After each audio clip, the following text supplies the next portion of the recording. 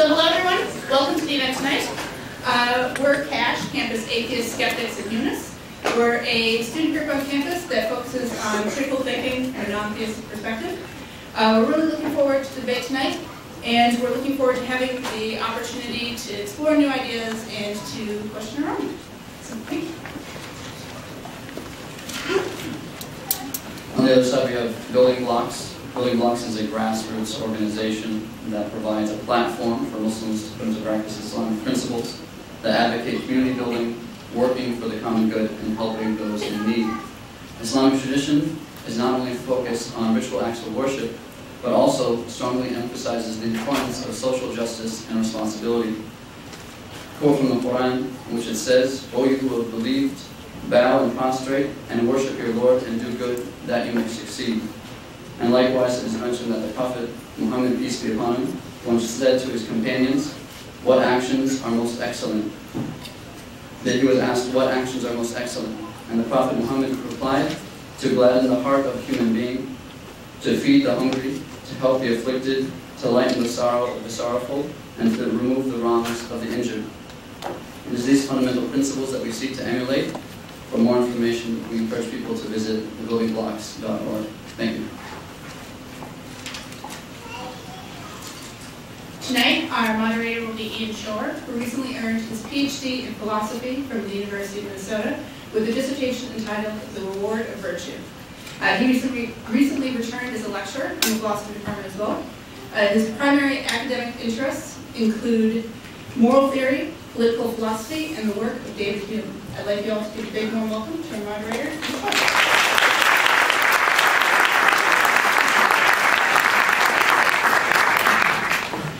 Okay, so I'll just give you a rundown of the schedule for the evening, and well, first introduce the speakers. So Dan Barker started out as an evangelist at the age of 15. He received a degree in religion from Azusa Pacific University and was ordained to the ministry in 1975. He preached for 19 years before gradually outgrowing his religious beliefs, and he's written several books about the experience. These include Godless, How an Evangelical Preacher Became One of America's Leading Atheists, and most recently, The Good Atheist, Living a Purpose-Filled Life Without God. He's now the co-president of the Freedom from Religion Foundation and co-hosts Free Thought Radio, a national weekly show on the Air American network. He also gives lectures and participates in debates around the country, and tonight he's excited to participate in his 97th formal debate. And Hamza Tzortzis is a public speaker on Islam, a researcher, a writer, and an activist. Hamza has debated various academics and intellectuals and delivers presentations on topics ranging from "Does God exist?" to "Can we live better lives without religion?" Hamza was brought up in London and attended school and college in the area.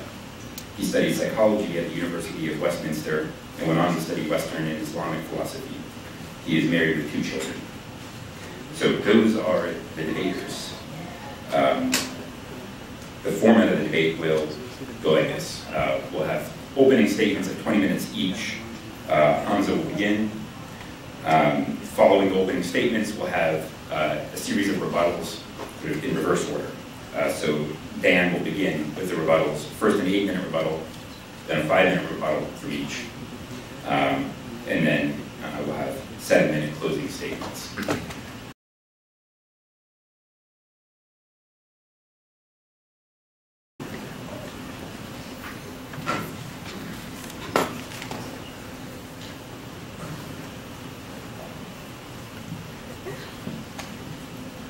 إن الحمد لله والصلاة والسلام على رسول الله أما بعد رب اشرح لي صدري ويسر لي أمري وأحلل عقدة من لساني يفقهوا قولي. Brothers, sisters and friends, I greet you with the warmest Islamic greetings of peace. Assalamu alaikum wa rahmatullahi wa barakatuh. Which basically means may the peace and blessings of God be upon you all. First and foremost, I'd like to thank you for coming tonight to address a very important question. And I'm going to address this question by saying that Islam is more rational because it makes sense of the existence of God.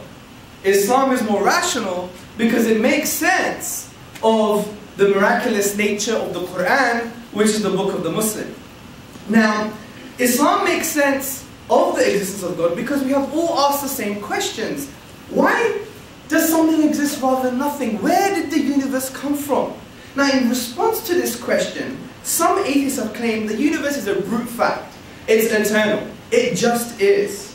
However, to maintain such a proposition, I argue is untenable, because there are very good reasons that the universe was brought into being. In other words, it began to exist, its past is non-eternal, it is finite. Now, to substantiate this claim, we can bring to our discussion 2 points. Point number 1, the absurdity of an actual infinite history of past events for the universe, and number 2, Big Bang cosmology. Now, the universe must be finite because it is absurd to postulate that the universe has an actual infinite history of past events. Let's take the following example to illustrate this point. Now, imagine I'm an American football player, and before I could pass the ball to one of my teammates, I have to ask permission from my coach. But he has to ask permission also. And if this goes on forever, would I ever pass the ball to my teammate? No, I wouldn't. And this highlights the absurdity of infinite regress of causes. And this applies to events too. Therefore, there cannot be an infinite history of past events to the universe. In light of this, the famous German mathematician David Hilbert, he said, "The infinite is nowhere to be found in reality. It neither exists in nature, nor provides a legitimate basis for rational thought." Also, the universe must be finite because modern cosmology concludes that the universe is not infinitely extendable into the past. It must have had a beginning. Now, according to modern cosmologists, the hot standard model of the Big Bang is where physical time and space were created, and matter and energy were created at a point which the cosmologists call singularity. And clarifying this, John Boslow, the author of Stephen Hawking's universe, he states, "It was not just matter that was created during the Big Bang, it was space and time that were created. So in a sense that time has a beginning, space also has a beginning." Now, there are other models of the Big Bang, such as the oscillating and the vacuum fluctuation models. These have arisen as a result of an assumption of an eternal universe. But modern cosmology has told us that there are principles within these models that necessitate a beginning to the universe. And some of these principles include the second law of thermodynamics, metastability, and acausal fine-tuning, something we could discuss if we get technical in the Q&A. Thus, the Big Bang model describes our universe as having a beginning a finite time ago. As Alexander Vilenkin, one of the world's leading theoretical cosmologists, says, "With the proof now in place, cosmologists can no longer hide behind the possibility of a past eternal universe. There is no escape, people." He didn't say people, I said people. They have to face the problem of a cosmic beginning. Now, in light of this, there are 3 possible explanations. Number 1, the universe came out of nothing. Number 2, the universe created itself. And number 3, the universe has a cause. Now, we know the universe couldn't have come out of nothing because, frankly, out of nothing, nothing comes. This is an undeniable philosophical principle. This is why the philosopher B.J. Schwartz, in his publication About Time, explains, "If there is anything we can find inconceivable, is that something could arise from nothing." We also know the universe couldn't have created itself, because that would imply a paradox. Just imagine your mother giving birth to herself. I know it's messy, but it's an impossibility. Also, philosophically, it would imply that the universe existed and didn't exist at the same time. Therefore, the best explanation is that the universe has a cause. Now, this doesn't mean it's God. It doesn't mean it's Buddha, Allah, and it doesn't mean it's Dan Barker, right? It doesn't mean anything. What it means is that there's a cause. But upon conceptual analysis, which basically means, let's think hard about this cause. Let's think critically, using our rational faculties. We will come to some striking conclusions. Now, since this cause created the universe, which includes time and space, I would argue it must be one. Because if we follow Occam's razor, which enjoins us not to posit causes beyond necessity, entails that this cause must be one. Also, it must be uncaused due to the absurdity of infinite regress of causes, as we discussed with the American football example. Also, this cause must be immaterial, which follows the Quranic paradigm of laysa kamithlihi shay. There is nothing like the Creator. He's transcendent. Because since this cause created time and space, it must therefore transcend time and space, which really means transcend the material world. It must be powerful, because it created the whole universe. It must be intelligent, as it created all the laws in the universe, and a lawgiver or lawmaker implies intelligence. Significantly, this cause must be able to have a relationship with the material world because it has a will. Now think about this. Since this cause is uncaused and therefore eternal, and it brought into existence a finite effect, it must have chosen the universe to come into existence, and a choice indicates a will, and a will indicates it can have a relationship with conscious beings within the universe. Now what we've done, just by reflecting upon reality, we've concluded what the Quran, which is the book of the Muslims, concluded 1400 years ago. As God says in the 112th chapter, say, He is God, the one, the only. God, the eternal, the absolute, He begets not, nor is He begotten, and there is nothing like unto Him. Now before I get to my second argument, that the Quran is a miraculous discourse, I really want to basically have a new conversation with you guys today. I want us to be in an emotional, intellectual space where we can connect with each other. So I'm going to deal with some, what I would argue, outdated atheist cliches concerning this argument, so hopefully we can move along positively. And contention number one is quantum physics undermines this argument, because there is a claim that particles come from nothing and that subatomic events do not correspond with causality. So things can begin to exist without the cause, and things can come out of nothing. Well, firstly, the quantum vacuum is not nothing. It is something. It is a sea of fluctuating energy. It has a rich structure and obeys the laws of the universe. Like philosopher of science, John Polkinghorne, he states, it's not nothing. It's a structured and highly active entity. Also, there are deterministic perspectives adopted by physicists. For instance, the David Bohm interpretation being one of them. As Polkinghorne states, Bohm's theory, there are particles which are unproblematically objective and deterministic in their behavior. Contention number two. If the actual infinite is not real, then how can God be actually infinite? Well, listen to the argument. When we say the actual infinite is not real, we mean an actual infinite of discrete segments. The infinity of God is to be understood in terms of an undifferentiated infinite entity. Let me make this a bit more simple. The infinity of God is qualitative and not quantitative. It has nothing to do with an infinite set of definite and discrete finite particulars. Contention number three. Stephen Hawking, the renowned physicist, in his new book, The Grand Design, has shown, apparently, that the universe can self-create. It can come from nothing. Well, he states in his book, because there is a law like gravity, the universe can and will create itself from nothing. But first and foremost, if we read this book properly, his view of nothing doesn't mean nothing. It means the quantum vacuum. And we've already discussed that the quantum vacuum is something. It's a rich structure, it's a sea of fluctuating energy. Also, concerning the law of gravity, well, that's just a mathematical equation that describes nature.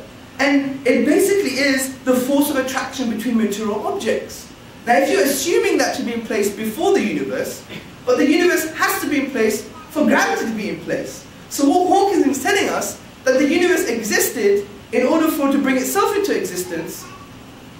But that's, again, like saying your mother gave birth to herself. It's a paradox. The final contention. The universe can't have a cause, because the universe is the beginning of time, and to claim such a thing would be tantamount to saying, what's north of the North Pole? Now, this firstly assumes that you need physical time for causality. This is not true. I would argue the claimant has to prove this. Take the Big Bang for example. The initial singularity of the Big Bang is not considered to be part of physical time, but constitutes a boundary to time. However, cosmologists say it's still causally connected to the universe. So what this shows is that even though physical time didn't exist at this point, there is still a causal connection with the universe. So by analogy, God's act of creation can be the same. In other words, it's prior causally, but not prior in time. Now, let me go straight to the second argument, which is Islam makes sense of the miraculous nature of the Quran. Now, first and foremost, let's define some things here. What do we mean by miraculous, by miracle? Now, the word miracle comes from the Latin word miraculum, meaning something wonderful. Now, the old ironclad definition of miracles, the David Hume definition, if you like, was a violation of natural law. But I think this is incoherent, because what's a natural law? A natural law is just an inductive generalization of patterns we perceive in the universe. Now, if something transcends the pattern or changes, doesn't mean it's a miracle. Maybe we haven't been looking hard enough. And this is why the philosopher Belinsky observes, so as long as natural laws are conceived of as universal inductive generalizations, the notion of a violation of a natural law is incoherent. So I would pose an Islamic philosophical point here. Islamic thinking states that a miracle is an act of impossibility. Once we have exhausted all of the possible naturalistic explanations, then it's a signpost to the transcendent and signpost to the divine. And to substantiate this for the Quran, I would use two arguments: the unique literary form of the Quran and the way the Quran describes natural phenomena.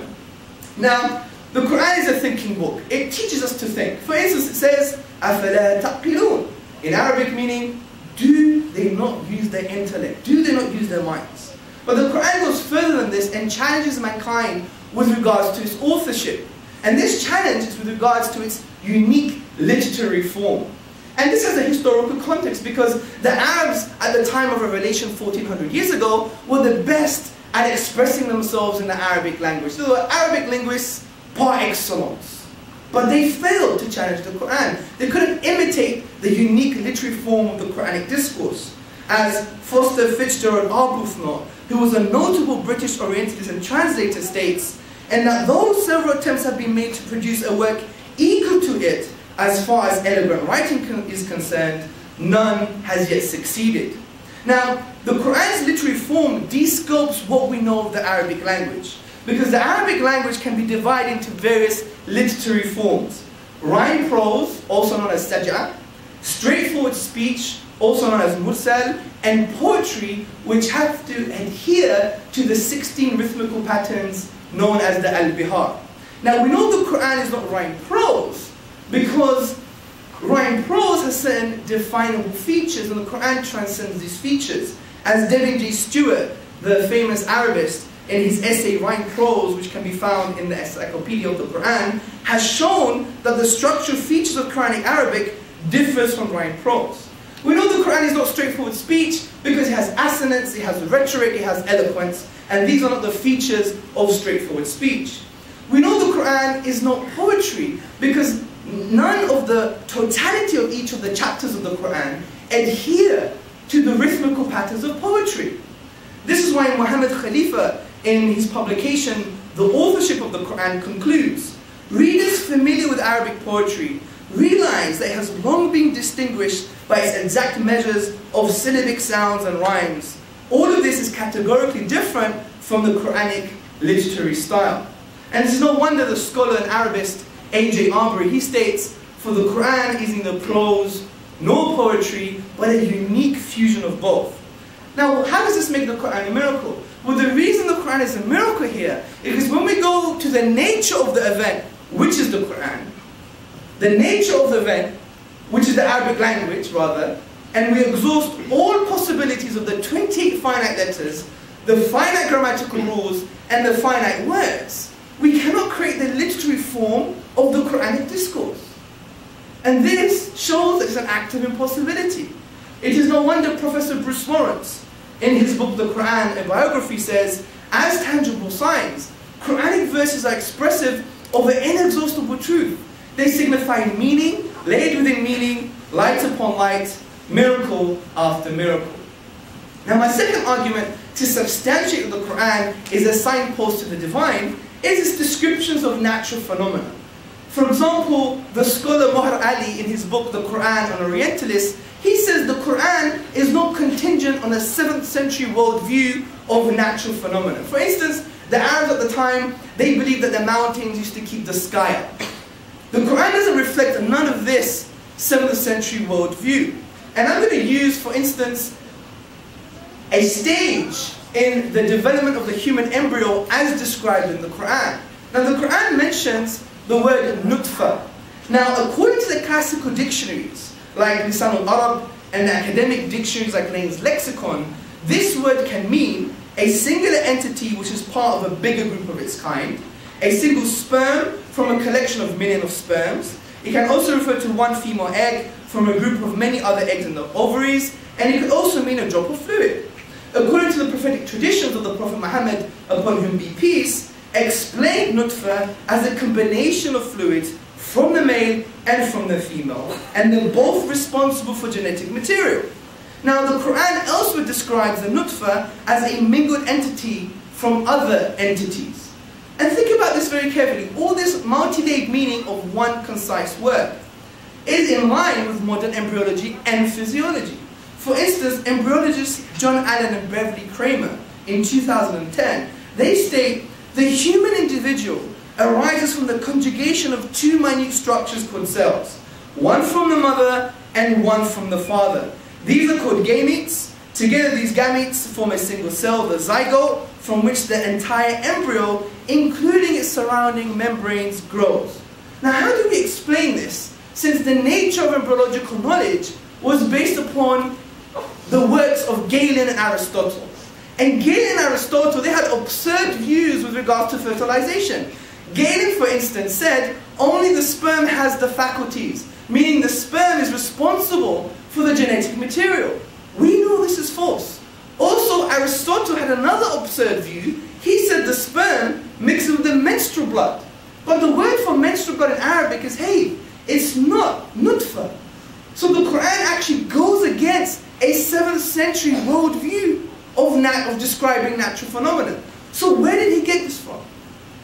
When we exhaust naturalistic explanations, he couldn't get it from Aristotle. He couldn't get it from Galen. He couldn't get it from Hippocrates. He couldn't get it from any of the medics at the time. Where did he get it from? There's an accumulative case to support that the Quran is from the divine. I would also like to add that this process also describes a physiological process. For instance, we know that these cell structures that form the zygote have to be contained in fluids. And we knew, as we just discussed, that the word nutfa actually also means fluid or a drop. Interestingly, sperm have to be contained in semen, and the ovum or the egg have to be contained in oviductal secretions. And this is recent findings in physiology, that the oviductal secretions support the process of fertilization. So again, we ask the question, how is this in line with modern science? This book should be a reflection of a 7th century worldview, but it's not. And we will give many more examples during the Q&A. I really want to entertain a positive discussion with you guys, inshallah, which means God willing. Now, just to end, I have one more minute. I'd like to say that, look, this is not just about intellectual gymnastics. This is about who we are as human beings. Especially you Americans, right? Always claiming about freedom and the pursuit of happiness and liberty. Very important concepts. But I want to raise something here. How do we achieve true freedom? An American writer once wrote that being born is like being kidnapped and then sold to slavery. And that's so true, because we're just a reaction of our biological and social circumstance. You didn't choose where you were born. You didn't choose your parents. You didn't even choose your siblings. You didn't choose your DNA. You didn't choose the economic circumstances you were brought up in. You're shackled to these. So how do you attain true freedom? In Islamic spirituality, we say the way to free yourself from this social biological conditioning is actually to worship God. And by doing that, you free yourself from the slavery of your own desires and the slavery of the reaction to social biological processes. And hopefully we'll discuss this a little bit more in the Q&A and maybe transcend some of the intellectual gymnastics that I've been practicing so far. Thank you very much for listening.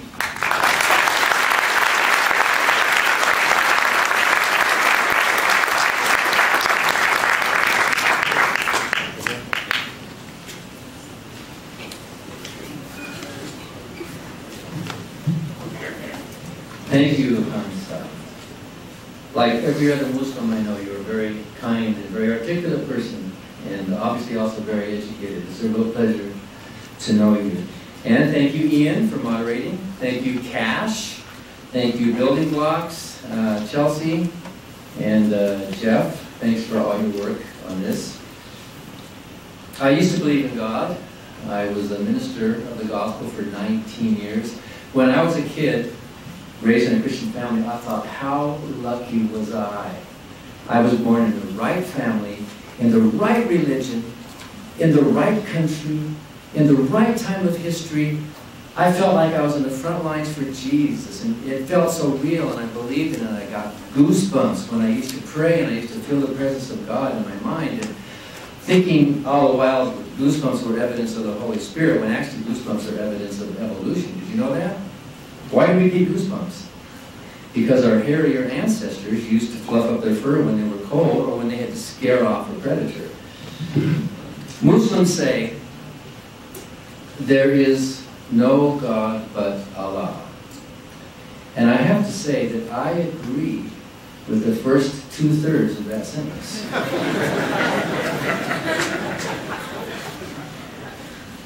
Atheism is the absence of a belief in God. Atheism is not a positive moral philosophy. It's not a positive philosophy at all. It is simply the absence of a belief.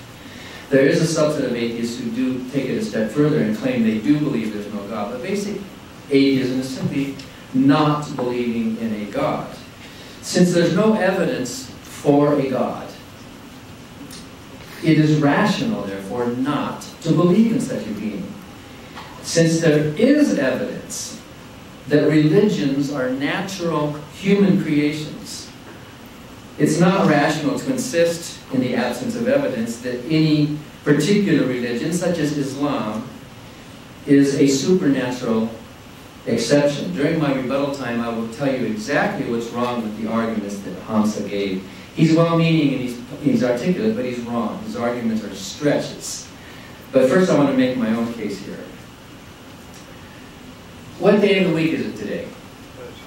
Thursday. What does Thursday mean? We have a day of the week devoted to a god named Thor. There were people all over the world, millions of people, good people, who were born into a religion of this sky god, thunder god named Thor, and they lived their lives worshiping this god, and they died worshiping that god. And that god was apparently influential enough that we have a day of the week, at least in many countries and many languages, named after that god. Who caused the thunder? Who caused the lightning? Who caused all those things to happen? Thor did, or Zeus did, or name your god. But now that we know more about weather, now that we know more about electricity, that gap is closed. That god is no longer necessary.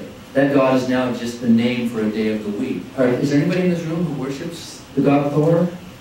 Anybody? No? Anybody in this room worship the god Quetzalcoatl, the Mexican god? Anybody here? Millions of Mexicans, millions of Indians down there worship that god. No? Anybody here worship or believe in the goddess Diana? The huntress goddess of Greek? No? Nobody here? Millions of people believe in that god. Any people in this room worship the God of Abraham, as described in the Bible or in the Quran? Any people in this room? Oh, there you go, we've got some. Well, the only difference between you and me, then, is that I just believe in one less God than you do. You are atheistic when it comes to other gods. You are skeptical when it comes to Thor. You are probably a skeptic when it comes to the angel Moroni. In fact, there's historical evidence for the angel Moroni and Joseph Smith, much more recent than Muhammad. And I would like to ask Hamza if you believe in the existence of the angel Moroni. In fact, the Mormon church has some miracles. The Mormon religion has, how do you explain the existence of the Book of Mormon? It's unique literary style, you know, where it came from. Of course, there are natural explanations for the origins of these writings. So, all of us in this room are skeptics. All of us in this room are doubters. Hamza is a skeptic and a doubter of the religious claims of others. Islam, in its basic meaning, is submission. You submit to the authority. But how can that be rational when rationality and reason require the free exercise of your mind? You can't be a rational agent as you are required to submit to some dogma, to some doctrine, to some religion. It is not rational to start off by saying that we must submit. Submitting is wrong. Submitting is slavery. Yes, Hamza is right that we all come prepackaged with genetic predispositions, and much of our nature, at least 50% of it, I think, is predetermined, and we're stuck with it. But we have a frontal lobe. We do have the ability to transcend some of our nature. And this frontal lobe and the rational process that we all have rises above those instincts, rises above even the culture and the history of the religions that we were raised in. The reason I am an atheist is pretty simple. First of all, there's no evidence. If there were evidence, think about this. If there really were evidence, it would be on the table. It wouldn't be something as flimsy as the existence of the Quran and supposed miracles of the way the Quran is worded. If there really were evidence for a God, by now, somebody should have won the Nobel Prize for pointing that out. Think about it. If there really were evidence, anyone, any scientist, any skeptic, any doubter, anybody would bring it forth and say, here we go. We have positive evidence for a God.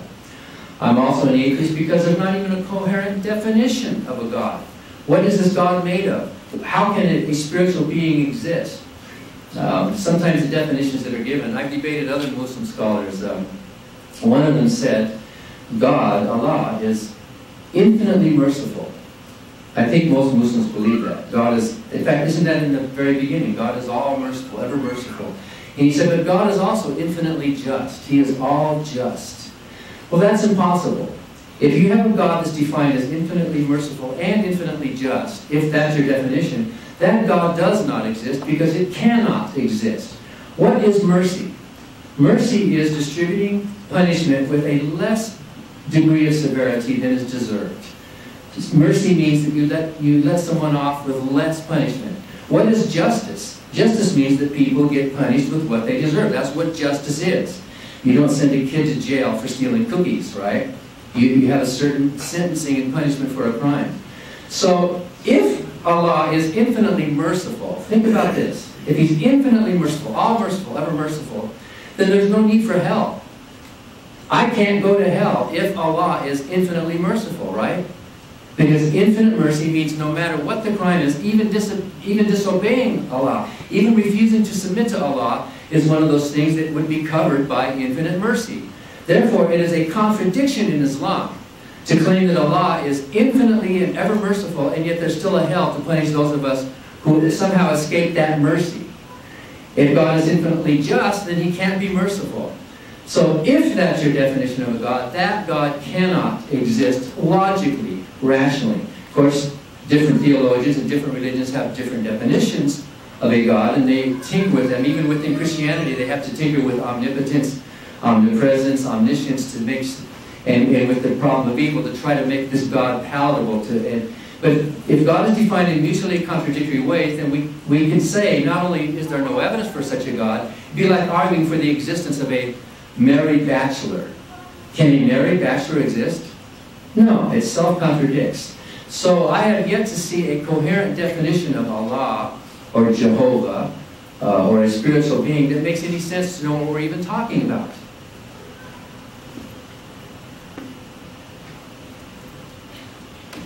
And of course, there's no good arguments for a God. This first cause argument that Hamza gave, I will talk about that during rebuttal time, is not a good argument. It's basically a God of the gaps argument, but it's even itself internally contradictory. There are other arguments that people have brought forth, ontological, design, teleological arguments, and all of them, as Bertrand Russell once said, they all boil down to bad grammar. The arguments for God just don't hold water. If you look at them, if you scratch beneath the surface and look at them and unpack the words, they fall apart logically. And there's no agreement. If Muslims could agree with each other, and they don't. I've even heard Hamza say that there are different interpretations of the Quran, and different scholars differ on this. Well, if the Quran is such a perfect book, why are there different interpretations? Why are there disagreements? Why are there factions? And within Christianity, why are all these different groups arguing over the same so-called Holy Scripture? I used to preach the Bible was inspired. But Paul wrote in the Bible, God is not the author of confusion. But can you think of a single book that's caused more confusion than the Bible? And look at the Quran. There's no agreement among believers about many of these principles. Of course, in general, there is some agreement. But if I were a God and I wrote a book that was so sloppy and so open to misinterpretation, I'd be embarrassed to release it to the public. And of course, there's no good answer to the problem of evil. If Allah and God is all merciful and all caring and all good, all you have to do is walk into any children's hospital and you know there is no God. Parents who are desperately praying for this miracle.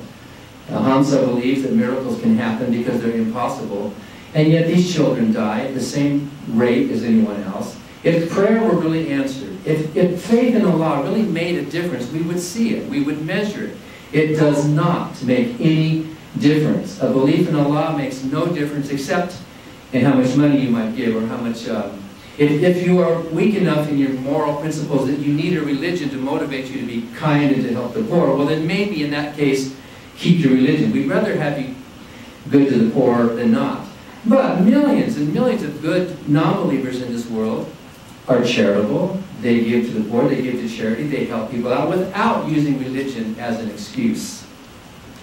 And of course, that's the final point. There's no need for a God. Millions of people live their lives with purpose and meaning, with joy, with love, without having to bow down. As Paul said in the Bible, he was a slave of Christ. And of course, as the Quran says, we are all submission. We are all having to submit to the will and the authority of this person who created us. We've sometimes heard it said that the absence of evidence is not the evidence of absence. I don't think that's true. I think the absence of evidence it's not proof of absence, but the absence of evidence is indeed evidence of absence. In fact, you can hold it in your hand. For example, suppose there were a bomb scare, and we all had to leave this building, and the authorities came in, and we were all standing outside waiting, and the authorities went through the whole building, and then they finally announced, okay, it's clean, you can come back in. Would you come back in? Would you have proof that there's no bomb? Probably they would go through the building, they would probably make a checklist or a chart or something, and they would look in all the trash cans and all the drawers, and whatever they would certify the building is clean, right? Would you have proof of absence? No, but you would have evidence of absence. That chart you could hold in your hand would be evidence of absence. The same thing happens when we look for a God. If a God existed, the universe should be different in some way. There would be some way that we would note it. But as we look through the universe, as we go through the trash cans and the drawers, and we look everywhere, we see a universe that looks as if there is no God. We actually do have evidence of absence. In fact, Victor Steiner, the physicist, in his book, God the Failed Hypothesis, says, if God is a hypothesis that's carefully defined, then it fails. The existence of God fails all tests. One of the reasons, and there are many reasons why Islam is not rational, and one of them is that the Quran is based on hearsay. We have hearsay testimony, which would not stand up in a court of law, that a man named Muhammad went into a cave and he got some words to recite. Recite. The word Quran means to recite. In fact, I think the very first recitation, correct me if I'm wrong, Hamza, historically was that God created humans from a blood clot. That's the word that I have in one of my translations. Other translations say other things. And by the way, different translations of the Quran contradict each other. And I have two different versions, and sometimes the same verse is translated different ways in the English. Arabic is not that strange of a language. Arabic is a language like any other. All languages have problems with translations, but Arabic is not that special. It's a wonderful language.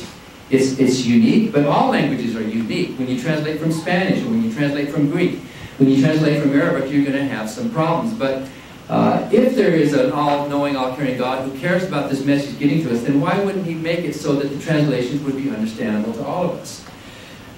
What we do know about the Quran is that it was written by human beings. And what we do know from history is that human beings make mistakes. Whoever put that book together was a human being. Was it Abu Bakr who gave the canon, the original canon for the Quran? Was just a guy. Why do we take his word? Why do we think his word is special? He's just a guy, just like the people who wrote the New Testament. They had a religious agenda, and everyone claimed the New Testament has these irreproducible miracles too. The Book of Mormon has these miracles, and look at all those things. They're just people. They're just human beings. I think Hamza agrees with me that someone like Joseph Smith, although he claims to be inspired, he claimed to have found in this hole in the ground these golden tablets, he was just a human being who exaggerated. He made mistakes. He was wrong. He misinterpreted. The people who put the Quran together were human beings. Human beings make mistakes. They made a mistake with the Quran. The Quran has verses that are contradictory within it. It can't be a perfect book if it has verses that contradict each other. One example, there is a surah that says that hell is eternal. Hell lasts forever. But I read another surah, if I can find it, if you want me to look it up for you. It says, no, hell doesn't last forever. It lasts as long as the earth lasts. So there's a contradiction. A perfect being who's writing a perfect book would not have put verses in there which contradict each other. And that's just one example. Now, if I were an Islamic scholar, I would say, well, I can interpret and reinterpret. But then there's the problem. Why does it have to be interpreted and reinterpreted? Why can't it just be clear? The Quran is not clear, just like the Bible is not clear. And I think one of the main reasons that the Quran is not a rational book is that instead of using reason and argument to make its point, the Quran uses a threat of violence. Hell as a threat of violence. Stephen Prothero, who was reading through the Quran, says, this is not amazing literature, this is not special literature. He said the Quran reads like a fire and brimstone sermon from start to finish. Let me give you some examples. We have prepared for unbelievers a shameful punishment. I'm the unbeliever, okay? This is talking about me. You Muslims who think this is a wonderful book, it's talking about me. I'm a non-believer. Those who disbelieve our revelations shall be cast into hell. And when their skin is burnt up and singed, we shall give them a new coat, that they may go on tasting the agony of punishment. For God is almighty and all-wise. So the believers will laugh at the infidels on that day, regarding them from their cushioned seats. So you're going to sit on a cushioned purple couch underneath the fig tree with these dewy-eyed young women sitting next to you, and you're going to be laughing at me for having the temerity to think my own thoughts and disagree with your... I'm an infidel. I'm a non-believer. Your book is arguing from a threat of violence to me. And that's what the Quran is. Believe or burn. Believe or burn. If you don't believe, you're going to suffer. Any system of thought that has to make its point with a threat of violence is morally bankrupt. And if you hold that book under your arm with any pride, you should be ashamed of yourself. You should be able to make your point using pure reason and not touting a book that has a threat that my skin's going to be burned off my arms, and it's going to be regrown so that Allah can burn it again and again while you're sitting up there laughing. Are you proud of that? Do you think that is rational? Do you think that is kind? Do you think that is good? If you do think so, and if your God does exist, and if He did create hell, then I would say to Allah, you created hell, you go to hell. You're not worthy of my respect. In fact, I will never submit to a being who is so irrational that he has to make his points with a threat of violence. And I think you're better than that. I think you're kinder than that. I think you've risen above the brutality of your own book, in spite of the primitiveness of the book that you believe in, to be a good person. And I salute you for that. I applaud you for being a good person, in spite of Islam. So during my rebuttal time, I'm going to quit now. I think there's 1 minute left. I will explain what is wrong with his first cause arguments. Thank you.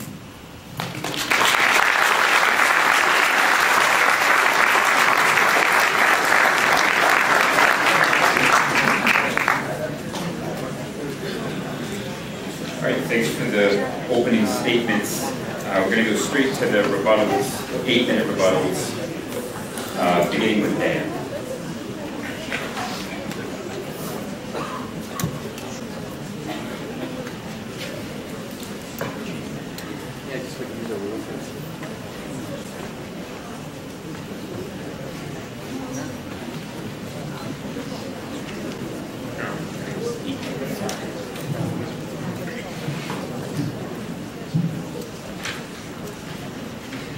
Okay, there are three big problems with Hamza's arguments about, sometimes it's called the Kalam cosmological argument, and even Christian theologians use it too.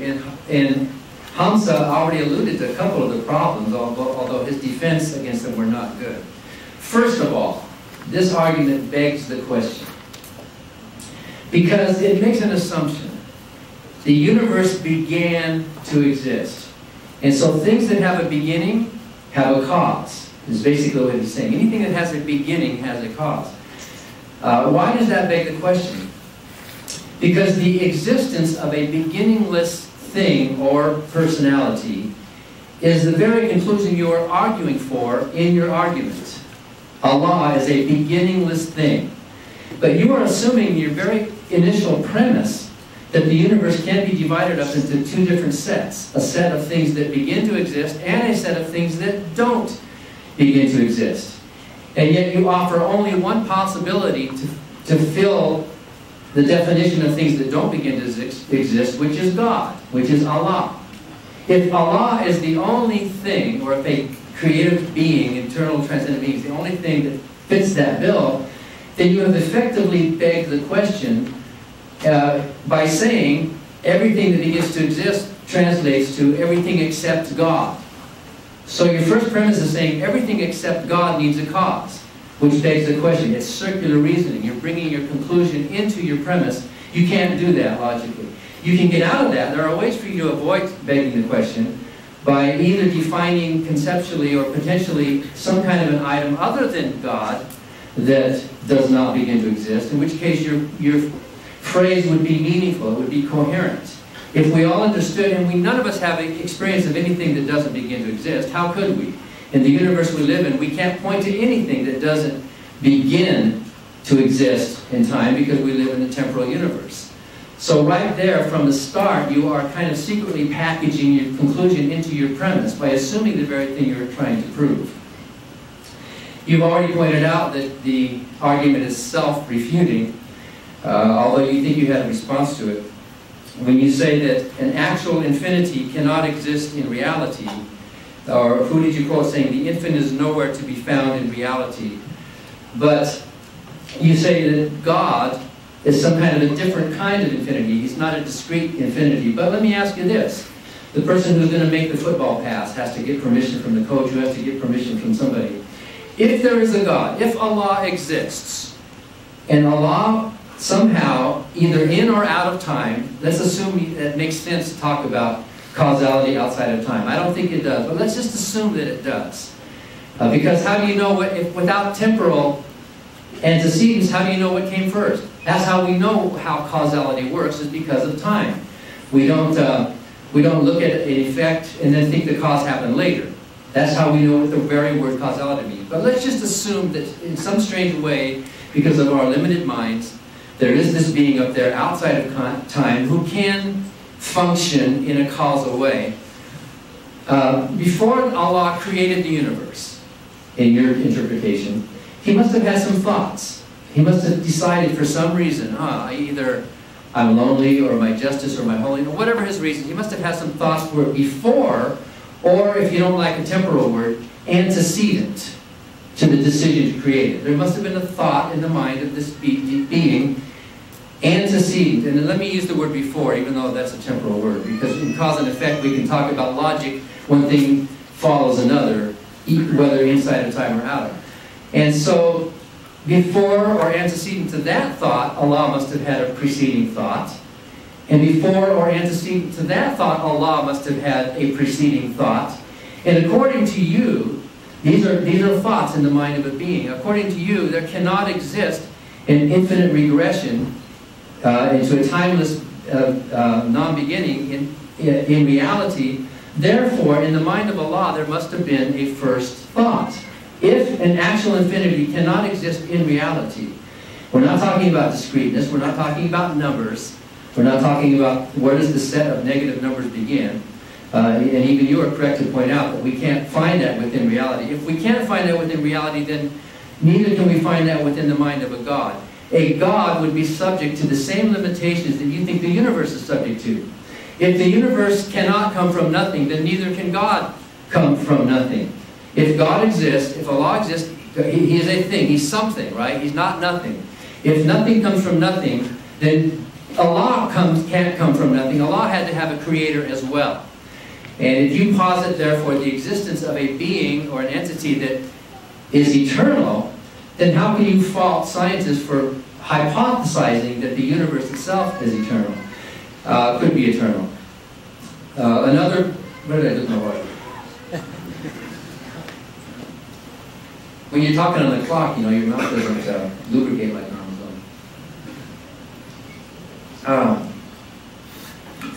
I won't say thank God, I'll say thank Jeff for that. We should give thanks where thanks is due, not to some imaginary being. But another problem with this argument is that it's comparing apples and oranges. And I'm surprised that Hamza doesn't see this. The word universe these days refers to our particular universe that we're in now. Cosmologists don't use the word universe anymore. In fact, I don't think any cosmologists think there was a singularity anymore. You're reading science books from 20 years ago, I think. Hawking's has given up on the word singularity. No one thinks the Big Bang started with a singularity. Now, of course, most people think that we're at that minimum, that Planck distance, or whatever they call it, the Planck constant minimum. And in Dick Stenger's books, he talks about the possibility of a biverse, where time flows, but that point was really a point where time is flowing in opposite directions. But in any event, the confusion you're making here is you're confusing logical spheres. When Bertrand Russell was debating Copplestone back in the 40s, asking about the word universe, Bertrand Russell said, well, the word universe, today he would use the word cosmos, because of the possibility of multiple universes. In fact, Hawking and even Paul Davies now are all on board with the high likelihood of there being a multiverse, in which case our particular universe that did begin with the Big Bang is just one of many. It's not the cosmos. So the problem you're making is that, the mistake you're making, Hamza, is to confuse the word universe with cosmos. So yes, our particular universe did have a beginning in space and time, space-time, and like you say, it could be like a point of the North Pole. What's north of the North Pole? Well, the North Pole is just a point like any other. So it wasn't like there was the beginning of time where the clock started ticking. So you're comparing apples and oranges. Even if our particular universe did have a beginning, that beginning doesn't apply to the cosmos itself. What you're doing is you're trying to jump up a logical sphere. And what Bertrand Russell said to Copplestone, it would be like saying, well, since every human being had a mother, therefore the human race had a mother. That doesn't follow when you jump up from apples to oranges. And that's the logical mistake you're making by confusing and conflating logical spheres. So your arguments don't work, your evidence doesn't work, and during a further rebuttal, let's talk a little more about the Quran.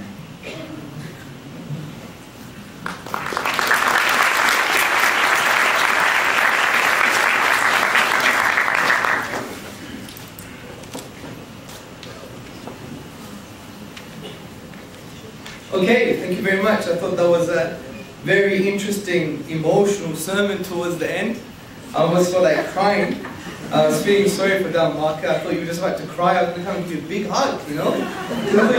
You were so upset about your outdated cliches about religion, about the concept of hell. I mean, it's quite interesting that this is like typical atheist, not to be stereotypical, of course, is that we fail to read about people. We fail to really want to connect with other human beings. When was the last time we read an exegesis of the Quran, for example? When was the last time that we read what is Islamic law in the eyes of a Muslim? Do we do that? Or do we go straight to the shelf and say, what does Robert Spencer have to say? The guy who hates Islam. What does that say about our intentions? Do we have an emotional, intellectual atmosphere where we are listening with the intent to understand, or are we manufacturing a response? Something to think about. Okay, let's talk about Dan Barker's claims. First and foremost, you talk about God of the gaps. It's not God of the gaps. We don't say we don't know, then we just squeeze God in there. We actually reflect upon reality, the universe, we come to certain conclusions, we come to certain attributes, and then we see that there's a correlation between our view and what reality has told us. That's not God of the gaps at all. God of the gaps would be, I don't know, therefore God did it. So I think that's an outdated atheist cliche. Also, you're saying submission to God is not rational. Well, you said this about grammar. Let's change the definition here. Well, you could submit to yourself, submit to social conditioning, or submit to a higher rational being. What sounds more rational, people? To submit to a higher rational being. If you know that rational being exists and you have evidence for that. So you can play with words and we could preach. I mean, I think your preachiness has carried with yourself in your atheistic age. And I think, you know, we can't have our cake and eat it. I don't like Christianity, but I'm going to stay a preacher. Thank you. No worries, dude. Anyway, so the point is about the God's names and attributes. We don't say all or infinite. What we say is God is the merciful. And Islamic theology says that we reconcile His names and attributes. The in the loving or the merciful means He's greater than human beings. And then when we look at all His names and attributes, we see them via His oneness and we reconcile them together. We don't say He's infinite this, infinite that, infinite this. No, Islamic theology says He's the merciful, the just, and we take these names and attributes and we reconcile them together, for instance. Also, you talk about difference of opinion. Well, that's going to happen when you have human agency anyway. You have that with anything. And we consider difference of opinion in the Islamic tradition as a mercy. Imagine everyone being the same. Imagine everyone looking the same and acting the same. I mean, what's with that? That's boring, right? Yeah? We're not boring people, Muslims, you know? Also, you talked about the Quran just based on hearsay and testimony. I mean, surely, I don't believe you said that. I was so upset. I thought you were a clever guy. I mean, when we look at the science of textual integrity of the Quran, we see that the historical scientific principles applied to the textual integrity of the Quran surpass any known Western type of history. For example, we have a philosophy of the matan, which is the text itself, and the isnad, which is a chain of narration. And each person in the chain of narration has a biography. Was he trustworthy? Did they meet each other? So the sciences of textual authority in the Quran are extremely, extremely sound. But significantly, what I'd like to add is the main part of the preservation of the Quran is based on oral tradition. An oral tradition. And it's not just Chinese whispers, because it's based upon something in Arabic called mutawatir reporting, which is recurrent testimony. Now, recurrent testimony, as C.A. Cody in his book Testimony says, many things that we believe in is because of testimony. You probably believe China exists because of testimony. Many of us have never been to China before, but yet we believe China exists. Now, with us, the Quran is based on recurrent reporting, that it's been reported by so many different people at different times and places, all going back to the Prophet Muhammad, upon whom be peace. To claim that that's not the Quran is to claim a conspiracy, that they had a time machine and conspired together to say this is what the Quran is going to be. Also, you talked about the contradiction. Please find it for me. I've never heard of that before. That sounds like it came from left field. Also, the threat of violence, for example. I mean, come on, this is so shallow.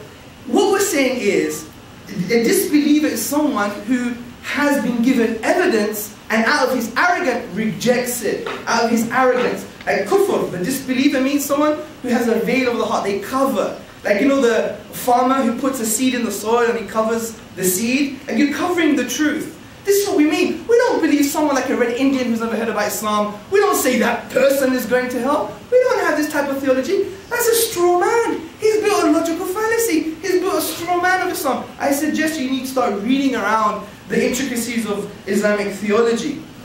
Also, you have to understand the Quran is a thinking book. For example, the things I talked about are based in the Quran. As the Quran says, أَفَلَا تَعْقِلُونَ? Do you not use your minds? أَوَلَمْ يَتَفَكَّرُوا فِي أَنفُسِهِمْ? Do they not reflect within themselves? وَفِي أَنفُسِكُمْ أَفَلَا تُبْصِرُونَ? And in themselves, do they not see?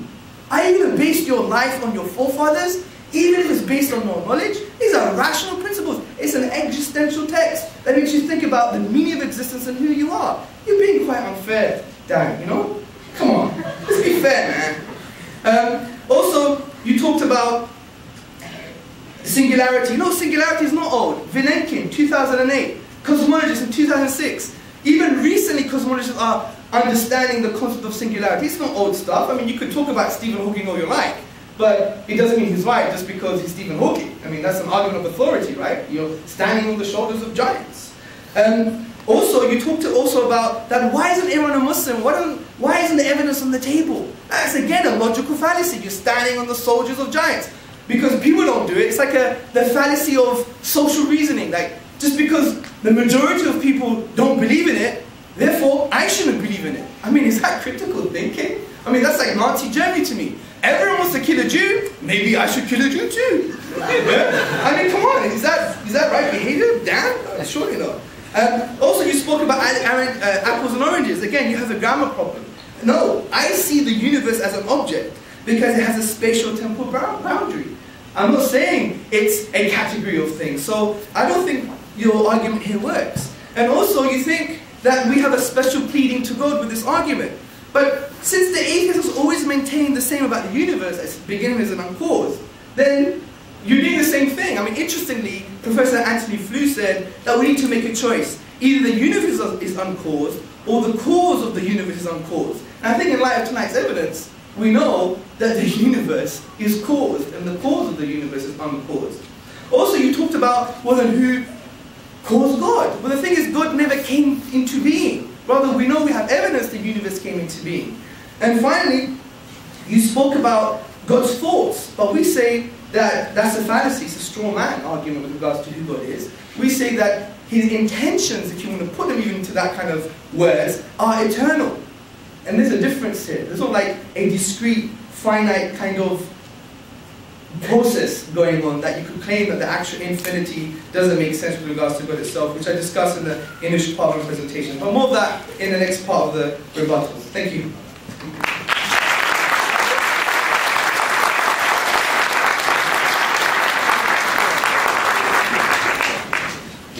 One more round of rebuttals, and then the closing statements. This round of rebuttals are 5 minutes each. Again, being within.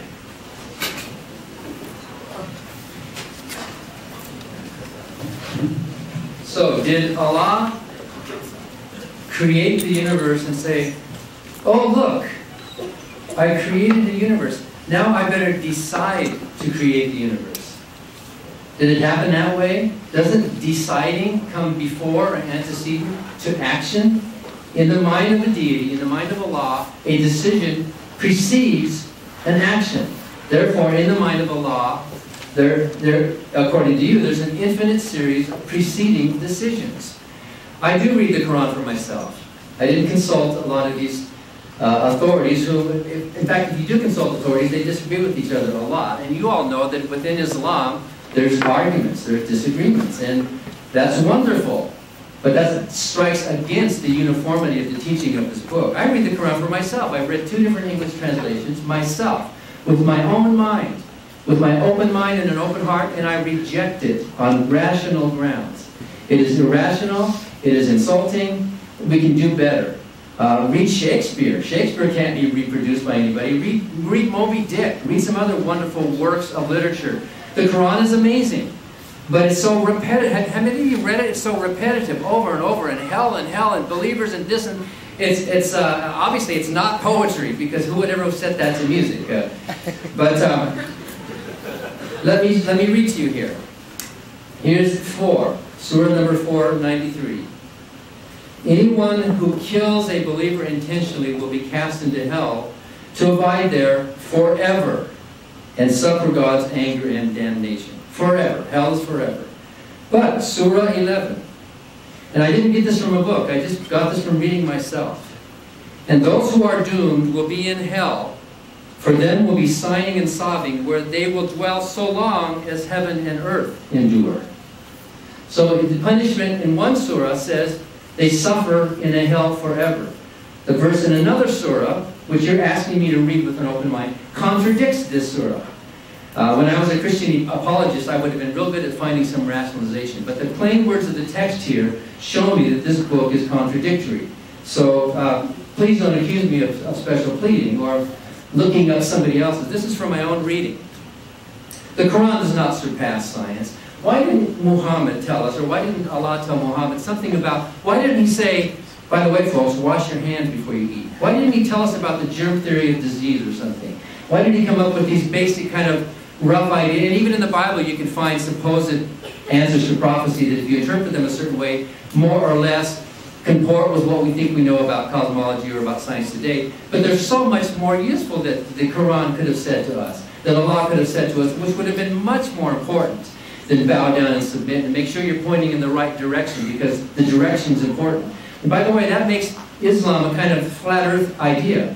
Why is it important to point to Mecca? By the way, Mecca is not that way. Mecca is actually kind of this way, and yet people, you know, the mihrabs, is that what it's called? They seem to be pointing out into outer space somewhere, if you think about it. It's a flat earth mentality, and I know you think a lot in the Quran and a lot of Islam is metaphorical, but then why can't we also think, therefore, that God himself is metaphorical? If there is metaphor with hell and heaven and language use, then why can't we think that Allah himself is also a metaphor that Muhammad came up with? You say that the authority of the Quran is based on testimony that has a link. We don't know that. You're taking somebody's word for that. Nobody was there in the cave with Muhammad. He came out and told us what he said. Nobody was there to hear it except Muhammad. So we're taking Muhammad's word, just like you would take Joseph Smith's word that he saw the angel Moroni, whom I'm sure you doubt exists. I doubt that Muhammad actually heard a voice unless he was schizophrenic in some way, which happens with a lot of religious leaders. I doubt that actually happened. Yes, conspiracies happen. All religions are a conspiracy in some way or another. The people are conspiring to put their best faith on it. The origin of the Quran is not that special. And by the way, you are wrong to say that the universe is an object. If you're talking about our particular event horizon of the universe we live in right now, this universe, yes, it had a beginning, it has an unbounded infinity to it. But the word universe, as you're using it, means cosmos. Cosmos is the collection of set of all things. The cosmos is all things that exist. Therefore, the cosmos cannot be a thing. The cosmos is a set of things. So you're comparing apples and oranges. Your logic is irrational.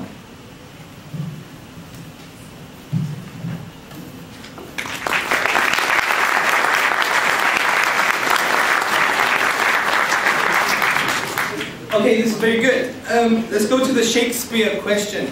Shakespeare is inimitable. Oh, Romeo, Romeo, wherefore art thou Romeo? Deny thy father, deny thy name. Or we can make it more Islamic. Oh, Abdullah, deny thy mother, deny thy tribe. You know, we can make it that. But the point is, see, I want you to connect with me. I know you don't know what I'm talking about, because you have no idea of the Arabic language. You have no idea about the intricacies of eloquence and the sciences of Arabic.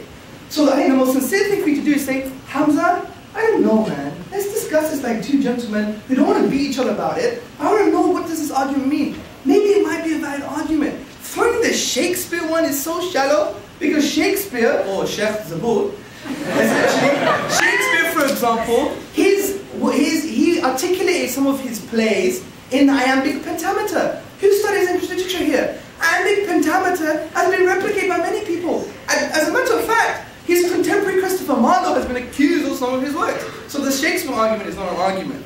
Also, the contradiction, I didn't really get the verses, we can do that in the Q&A, someone bring the question up, please. Also, the funny thing is about washing your hands.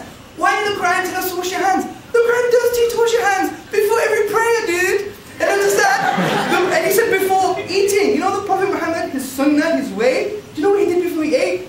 Yes, sir, he washed his hands.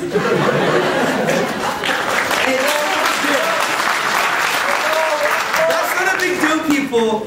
Also testimony. See, the problem is, do I know that the Prophet, peace and blessings upon him, saw the angel? The reason I know that it's not based on testimony, the reason I know that is because he claimed it, and I know he was truthful because of historical evidence, and I know the Quran that he brought forth is a signpost of the transcendent.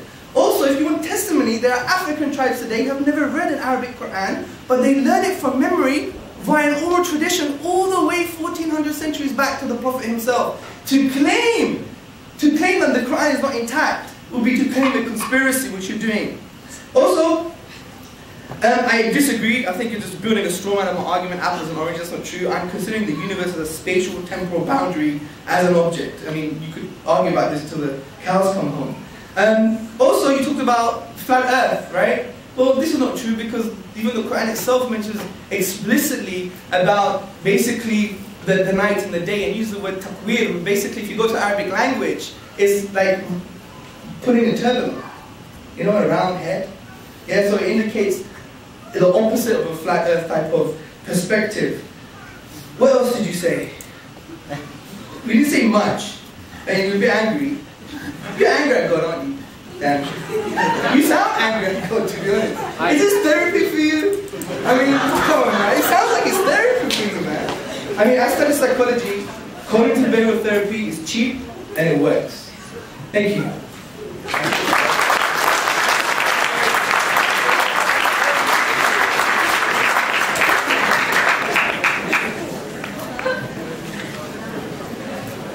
All right, 7 minutes of closing statements. Meeting plan.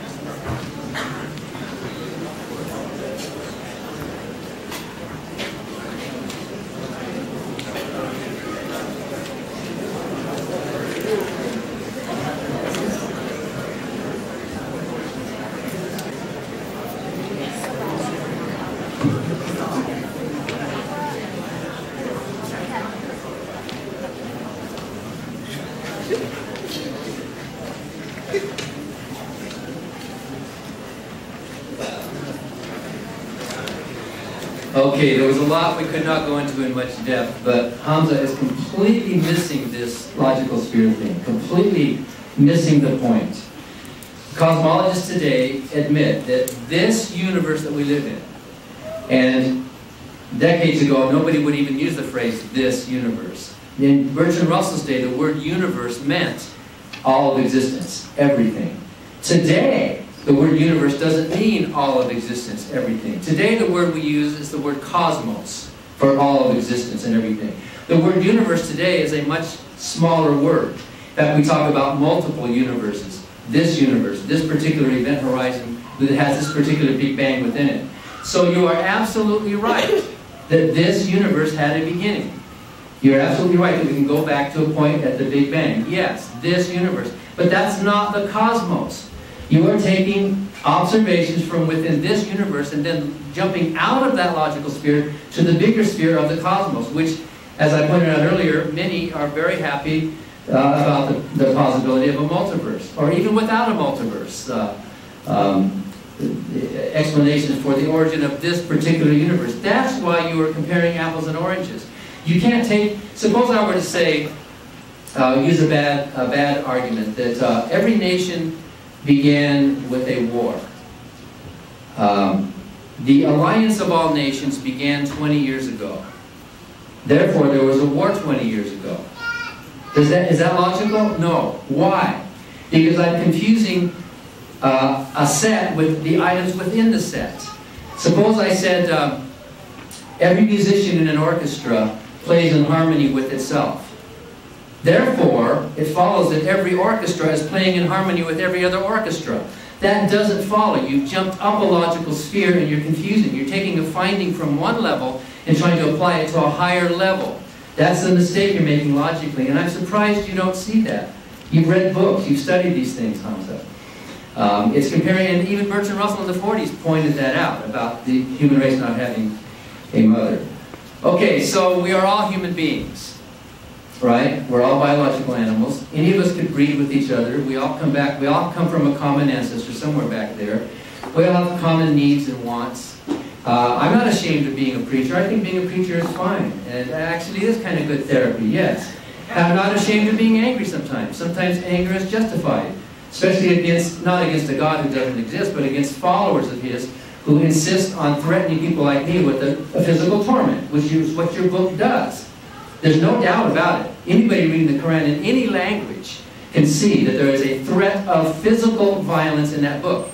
How are you going to talk your way out of that? It's there. It's plain. And I think all of you Muslims in the room agree. In fact, I debated a Muslim in Colorado last year. And when I mentioned that, you're going to be sitting on the couch under the fig tree with the little young virgins looking down at me and laughing while the skin's burning off. And he put his thumbs up and he smiled. Yes, yes. He was happy about that.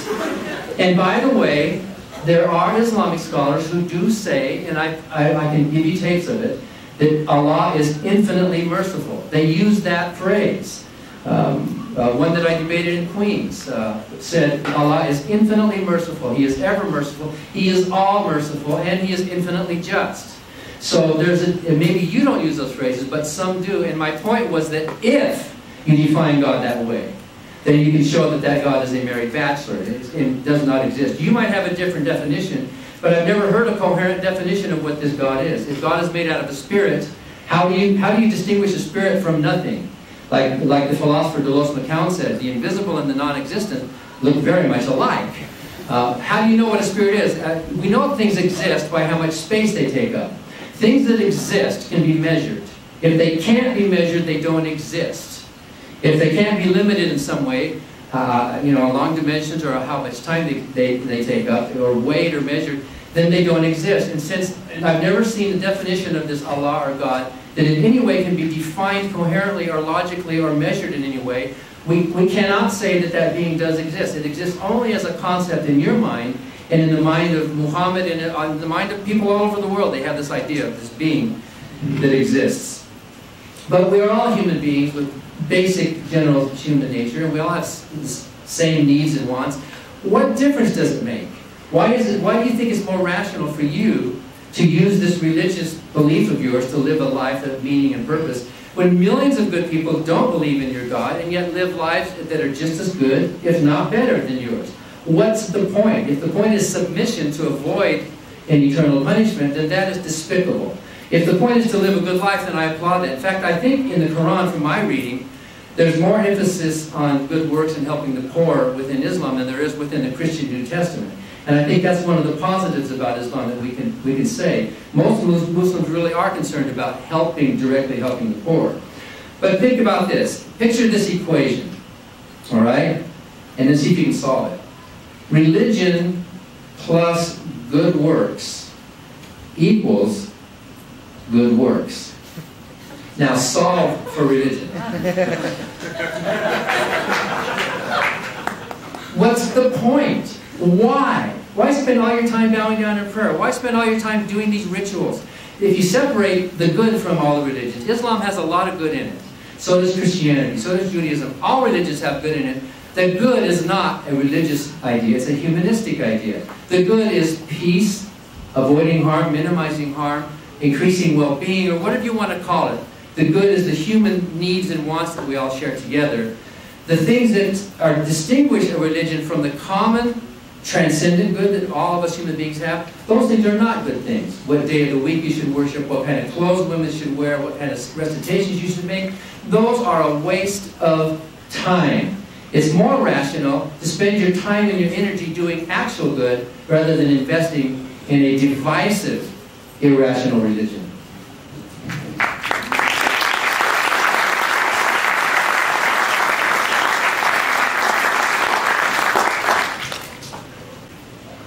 Sorry. Okay, good. Thank you very much for your patience, brothers, sisters, and friends.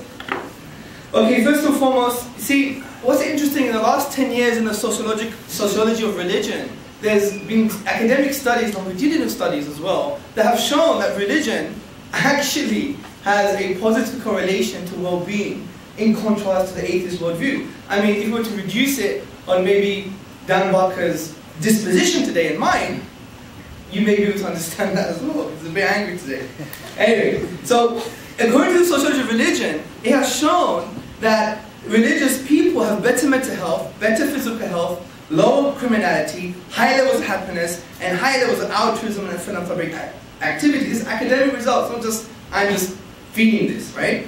Example number one, in 2000, Schnittker, in the Journal for the Scientific Study of Religion, examined a data set of nearly 3,000 adults from the general population, and he found religious involvement had no significant relation with depression, and he found that religiousness was a buffer against mental distress. Also, in the Handbook of Religion and Health, edited by Harold Koenig and others, the authors reviewed 2,000 published experiments, and they found that young people have significantly lower levels of drug and alcohol abuse, criminal delinquency, and attempted suicide. Happiness. The Gallup survey of religion in America concluded that people who agree with God, that agree that God is very important in their lives, are twice as likely to report being very happy, in contrast to an atheist.